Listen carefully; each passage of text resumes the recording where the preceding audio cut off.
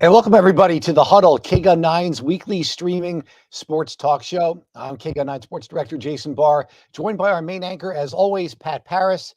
Pat, good afternoon. How are you today? Doing well. Yeah. It's kind of a weird week waiting for some interesting weather to roll in. You and I were just talking about, but it's basketball season. Who cares what the weather is outside, I guess. Well, for sure. And it's been a hot team with Arizona for sure this year, both men and women. We should start with the men. And really, Pat, I think where we should start, and by the way, feel free to join in the conversation with your comments on our OTT platform or digital social media channel, however you're watching us. Pat, I think we should start with the early reveal, and that is University of Arizona men getting a number 2 seed in the NCAA tournament in the West Regional, which is very important. And I think right now, if you're Arizona basketball, Pat, you sign for that. A 2 seed in the West is terrific. I think that's exactly what you want. I think it's a big deal that the West Regional is in Las Vegas. We saw what happened to them last year when they had to play a Houston team in the state of Texas. Las Vegas is a place they go to a lot. They are familiar with. There'll be a lot of U of A fans. And I think you got to be happy to see a number 2 seed in the West if you're Arizona basketball right now.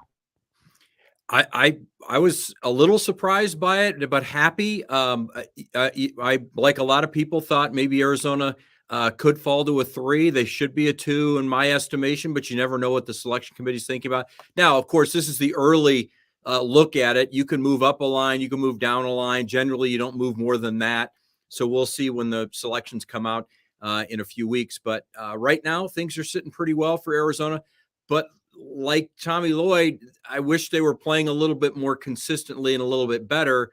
So we'll see if that can happen over these last 3 games of the regular season. I think, Pat, that's a little overstated. To have them play perfect basketball for 40 minutes, I think so. There's going to be a lapse everywhere along the way. And what you've seen with this team this year is them rise to the occasion and play their best against the best teams. So I don't have an issue. They start slow, they go on a 40-16 run, then they end a little slow. I think that's okay. Pat, I think what a bigger issue right now is it's kind of a double-edged sword with Azuolas Tubelis, right? So Tommy Lloyd wanted the local media to get it out that how well Tubelis was doing because these games are so late at night when it comes to the East Coast. Okay, that's out there. Now you see teams treating Tubelis a little differently, right? Trying to get him in foul trouble, thinking of him as the focal point. And now I think Arizona has to adjust to the fact that they have what is now considered a legitimate superstar in the sport with Azuolas Tubelis.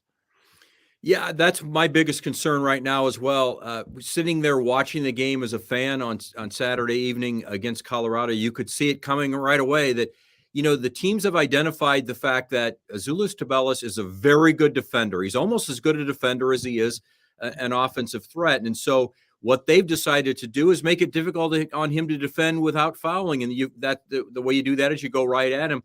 You get a couple of early fouls on him, he sits. Comes out and, a little bit later on, not trying to get a third foul. So maybe you go at him again and maybe you have a little more success scoring. And then in the second half, same thing. You don't want him to get a foul too early because then he's going to have to sit again. You might take advantage of that if you're Colorado or whoever the opponent is. I think Azuolas Tubelis just has to continue to mature and progress on both ends of the court. And he's going to have to learn when to be aggressive defensively and when to say, you know what, I'm just going to have to let him go by me. I can't even get my first foul because if I get the first foul, then here comes the second, and then I'll be sitting on the bench. And then he's out of the flow of the game, Jason. That's the most important thing is he's just out of the flow. So when he gets back in, yeah, he scores some points, but maybe they don't come in bunches like they come when he's on the court for 30, 32 minutes a game. That's a good point about the flow of the game. I'd love to see, Pat, the basketball sabermetric stats on this sitting out, because let's say you've got a situation where Tubelis sits out the final 10 minutes of the first half, but very easily he could have played those 10 minutes and not picked up another foul. And then you lose 10 minutes, right? That's 10 minutes you can never get back. And so what? He fouls out. Well, then you lose him for the last 10 minutes. You would have lost him for 10 minutes anyway. I mean, you can make a case that those 10 minutes are more important, but sometimes the game is decided with 6 minutes to go. I'm not so sure about all of this sitting out stuff that I'm seeing in college basketball where guy gets 2 fouls, he's gone until halftime. This amount of foul here.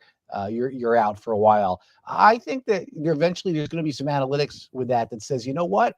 Just like sometimes it might be better to go for it on a fourth down than punt. Sometimes it might be better just leave your star player in there because he's not helping your team on the bench.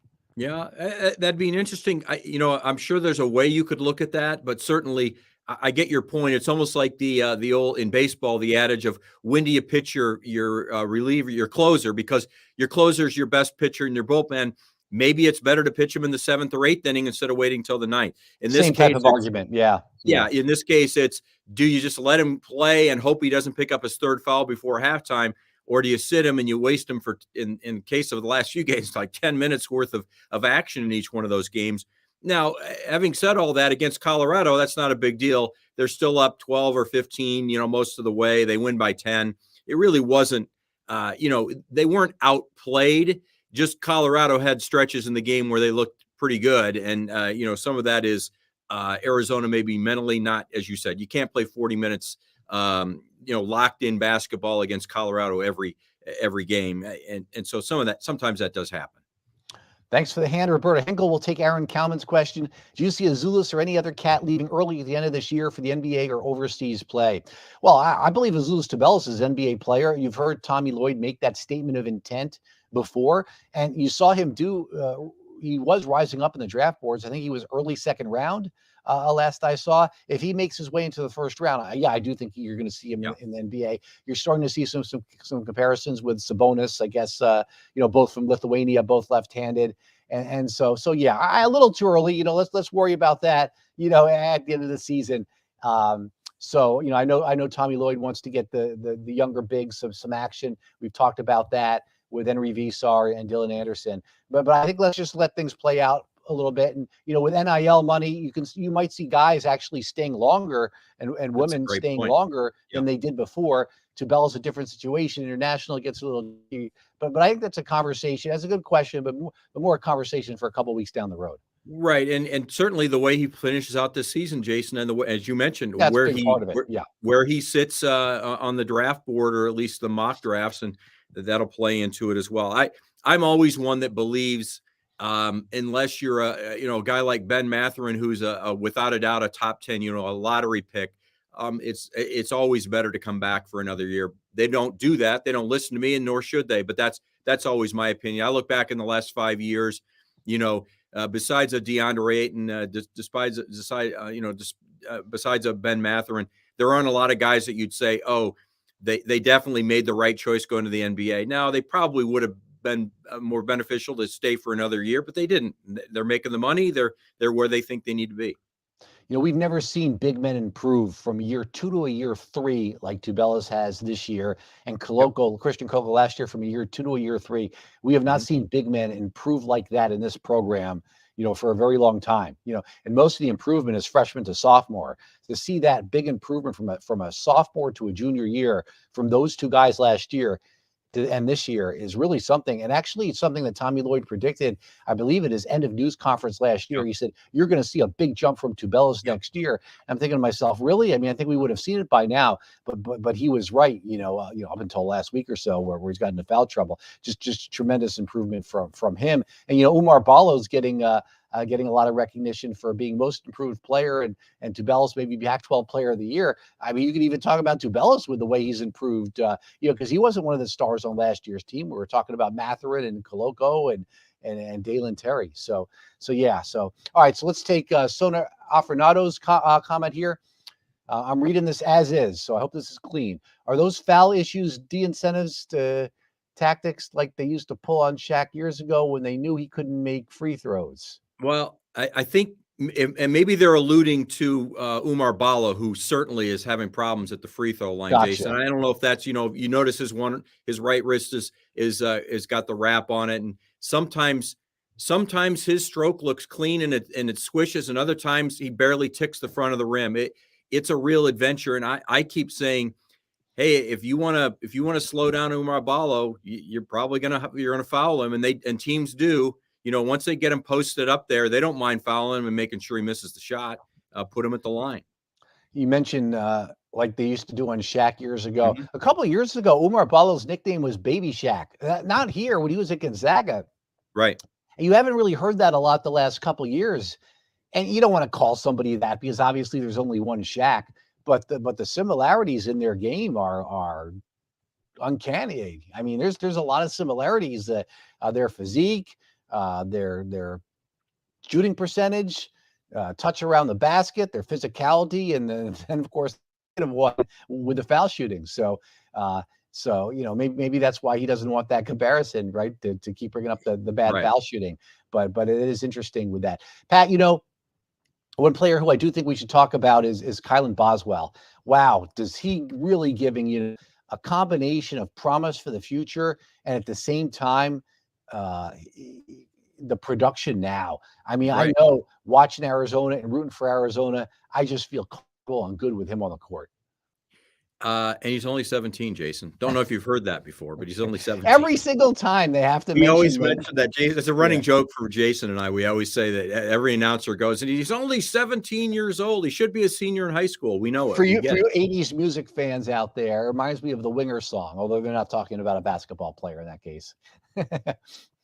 There you go. No, he's really terrific. A little bit of flair with the no-look passes, but knows when to. And he's really not the type to do showboating. So he just got caught up in the moment when he hit the backboard. Caught up in the moment, did a little slap of the backboard as he was letting go of the rim, and it wasn't like he was hanging on the rim too long. It was an appropriate amount of time, but it was a little slap. And it was a slap. Yeah. You wish that could have just been let go, and maybe the official says, "Don't do that again, kid. You're a freshman. Don't do that again." But regardless, they still won the game. And you're right. Tommy Lloyd's confidence in him has certainly grown. Our confidence has grown in him. And in fact, it's kind of like, let's get him out there, almost like Pelle Larsson. You almost have to get him out there in that first 4 minutes, before the first 4 minutes, under 16 time out of the first half. You want to get him involved, just like but there's not enough time and minutes for everybody, because it might be only a 7-man rotation, Jason, but all those guys should be out on the court, right? I mean, they're all deserving of time out on the court. For sure. All right, so Tommy Lloyd calls it the All-Star break. It's a little late in the season for an All-Star break. You think of that middle in the season, but I think what he's referring to is they only have one game this week, and it's senior day, home against ASU. Tommy Lloyd can tie the record, NCAA record for most wins in the first 2 seasons of a head coach. The late Bill Guthridge won 58 with North Carolina. Tommy Lloyd's got 57, and Brad Stevens, when he was with Butler, at 56. So they're playing for that. Not like last year, senior day, when they were playing to cut the nets down. That's not going to happen. They need some outside help, and then a win on the road at UCLA in a week. So they'll probably up as a second place in the Pac-12. But that's what we have this week, is home against ASU on Saturday. Pat, I want to touch a little bit on the Arizona women's team, because it was just a tremendous week. I mean, you beat 2 ranked teams at home, especially one above you in the rankings, and that propels you from 18 to 14. Now, 18 to 14, 4 spots in the middle. Well, whoop-de-doo. It's a really big deal. It's a really big deal because there's 3 bubbles, and 2 of them Arizona has to worry about. One is just getting in the NCAA tournament. Arizona doesn't have to worry about that. But there's 2 other bubbles.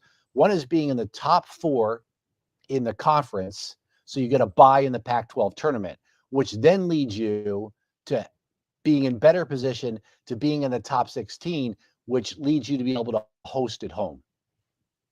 And so I think that's why those 2 big wins against Utah and Colorado meant so much to that program. Plus the winning on senior day and the emotional scene with Kate Reese and everything. That was a big week for Arizona women's basketball. Yeah.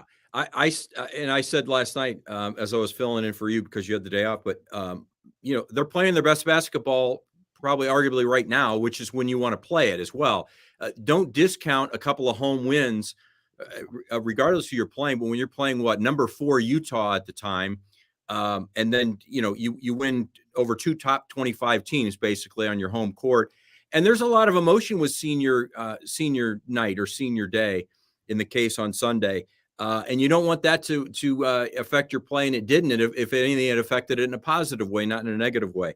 And if you're playing your best basketball, the selection committee will look at that. It didn't get talked about much, Jason, but the tournament selection committee for women had their early seedings out back on the 9th, and at that time, Arizona was not in the top 16, so we don't know where they are in their thinking. But a lot's changed in 12 days since that came out. Sure.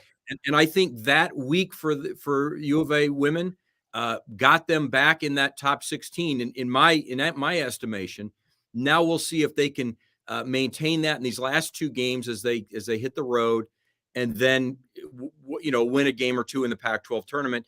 And now all of a sudden you're back where you want to be. You're back home, familiar surroundings. You feel more confident. And let's don't forget, last year they were just outside of that top 16, and they got a home court anyway because of who they are, because of the record crowds that they get.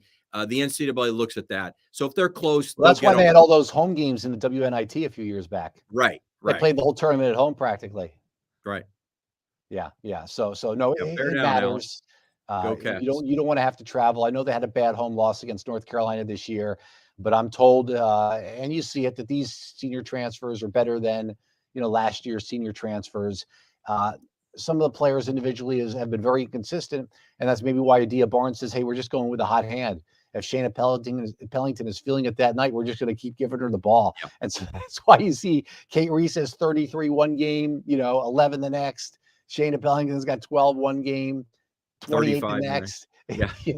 And she just said, I like that. I like it. Look, if everybody's not doing so well, just give it to the player who's doing well, because they start playing with a lot more confidence, and you got to go with what's working. So I did look back at Shayna Pellington. By the way, kudos to her, National Player of the Year from ESPN, not just Pac-12 Player of the Week. Yeah. That's a Player of the Week, not just Pac-12 Player of the Week. But I looked over I think it's the last 6 games. She had one game where she was in single digits. But other than that, Jason, she's 16, 35, 21. She's really stepped up here. And I would say that this last few weeks they played their best basketball. Maybe not against Stanford. That one game is the one that's kind of the outlier there. But they've played their best basketball. And I think if we look back on our conversations, say 4 weeks ago, 3 weeks ago, when we were going, what's going on with Arizona basketball, and they got to get going, I think they've come a long way in that time frame. And I think that shows in the way they carry themselves, and it shows in their offensive output on the court. Yeah. And there's big things ahead for that program with those 3 recruits coming in next year. It's kind of interesting. The freshmen in women's basketball don't really play as much as a freshman, maybe so in men's basketball. You look across the board, it's not just Arizona's freshmen that aren't playing a ton. I think about Paris Clark, who's actually playing a lot more now and she's doing a lot better defensively and has been making some big plays. But you also see you see some struggles here and there from Kiki Rice at UCLA and some of the other players. So, I wouldn't make too much of it that some of the freshmen this year, meaning Kaylin and Paris, aren't playing maybe as much as I would like to see them play. Certainly Maya Naji's getting a lot of minutes, and certainly it looks like Esmery Martinez is going to return next year, because Esmery Martinez did not participate in senior day.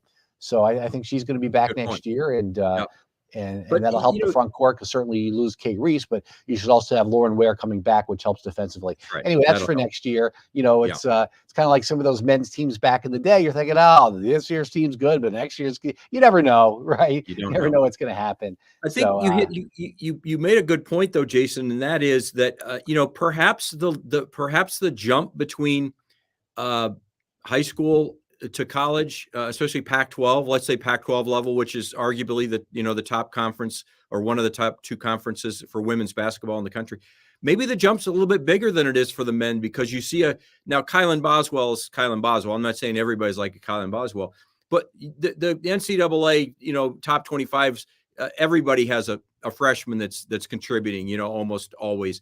But in women's basketball, it's more like a handful are contributing in that top 25. So maybe it is just one of those scenarios where there's a little bit bigger divide. I don't know. I mean, it's just an interesting observation that I would probably agree with without any real hard data. Yeah. All right. So a little bit of an off week is not really all-star break week, as Tommy Lloyd says. They're going to host ASU. It's going to be senior day. One thing I want to bring up, Jason, real quick. Yeah, go ahead. That we talked about Arizona as a 2 seed in this early seeding that the NCAA tournament selection committee put out. And I thought it was interesting that they put Arizona ahead of UCLA. And then of course, Mick Cronin, another reason to not like UCLA, Mick Cronin had to speak up, and he was intimating that Dave Hickey being on that committee may have had something to do with it, even though he is not allowed to talk about Arizona, and he's supposed to really stay out of any conversations about Pac-12 teams. But I looked a little bit deeper at it, thinking, okay, should UCLA be, the higher of the two seeds and be out west? Should Arizona be the higher of the two? And I think a couple of things get down to, the selection committee doesn't just look at the net rankings. UCLA's higher in the net rankings, but they look at those tier 1 wins. Remember those tier 1 wins. Those are important. You're beating other great teams. Arizona has far more tier 1 wins than UCLA, and UCLA and they have one fewer tier, and they don't have the tier 3 loss anymore with Washington State moving up to quad 2. Right. So yes, UCLA doesn't have some of the bad losses that Arizona has. Of their 4 losses, Arizona has a couple that aren't so great. Pat, what about just the head-to-head? And then I was going to get to that. So once you say, okay, let's use the tier 1, tier 2. Now let's move on to who has beaten who head to head. Now that could all change, right, in a week from this Saturday. And they could play each other 2 more times or 1 more time, and that could all change. But I think that has to have a lot of weight to it too. Clearly, Mick Cronin's trying to motivate his own team because correct me if I'm wrong. They have 2 road games first this week, and they're not easy road games. Are they at Oregon and Oregon State? Is that what they are? Yeah, I can pull up the schedule, but that'd be great for a couple of reasons. One, if UCLA can get a loss, well, then when Arizona, that's assuming Arizona, beats ASU and USC. If Arizona gets to Pauley Pavilion on the final game of the season, if that game's for the Pac-12 regular season title. No, I'm sorry. They're at Utah though. They're at Utah on Thursday night. Game. That's not an easy game at Utah, as Plus, we know. And then they're at Colorado. They're at Colorado. I would love Saturday, to see. Sunday. Sorry, go ahead. They're at Colorado Sunday then. So they have not 2 easy games. I'd say Utah is going to be the tougher of those 2 games. Plus, not only would I like to see UCLA get knocked off just for Arizona getting to the top seed, but I'd like to see another Pac-12 team become more of a lock for the NCAA tournament, Pat, because USC right now they're talking about the Pac-2 instead of the Pac-12. Yeah, right now, Joe Lunardi, ESPN Bracketology, has USC as one of the last 4 in, and they have Oregon and Arizona State as, the next 4 out, not even the first 4 out, the next 4 out. So really it comes down to USC needs to keep winning. And the games well, maybe USC could be a 3 seed in the Pac-12 tournament and then beat UCLA in the 3-2. That's true. Yeah, that's true. 3-2 game if Arizona wins, or maybe USC or Utah's a 4 seed and UCLA is a 1 seed in the Pac-12, and they could help Arizona out that way or help themselves out. Yeah. Well, there's still, you think, okay, Arizona only has 1 game this week. There's a lot of important games happening this week on Thursday night too that we need to pay attention to sort all that out. Seedings for the Pac-12 tournament and seedings for the NCAA tournament. Good stuff for sure. I'm looking forward to that. Hey, this is we're going to wrap it up here. All right, Wally, we'll get your question and then we'll wrap it up. Worth it for U of A fans to travel to Vegas for the Pac-12 tournament? Yeah, absolutely. I mean, listen, I'm not, if you only have a certain budget and it's Pac-12 tournament or NCAA tournament, okay, maybe you want to save for the NCAA tournament. That's up to everybody's, personal and how big a fan they are. But I've been to the Pac-12 tournament. That's a great atmosphere. I was there when they won it in 15. That's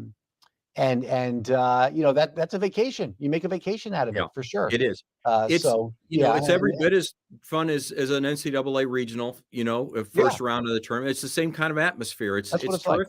Yeah, for sure. Yeah. Thanks, Wally Wildcat. And Wally, I want you to dig deeper in your pockets, Wally, and go both week. They could be 2 weeks apart. You could be NCAA tournament 2 weeks later there in Vegas too. Yeah, they could go, best case scenario, they go from Vegas to Denver back to Vegas. Right. That's not a ton of travel. I remember a couple years ago when the University of Arizona baseball team logged the most miles in the entire country. They were playing the super regional, somewhere in the Southeast, and they were all over the place that year. So yes, I hope for travel's sake for the fans and the team that they don't have to go that far. All right. Thanks everybody for commenting. Pat, it's been great. We're going to talk again next Always. Tuesday about like we talked about today, what's transpired with UCLA and U of A and where we are. And we're getting to the exciting part of the season now, headed up into March and March Madness, which captivates the nation. And this town gets so behind this team. So looking forward to that. We'll see you today. Thanks, everyone.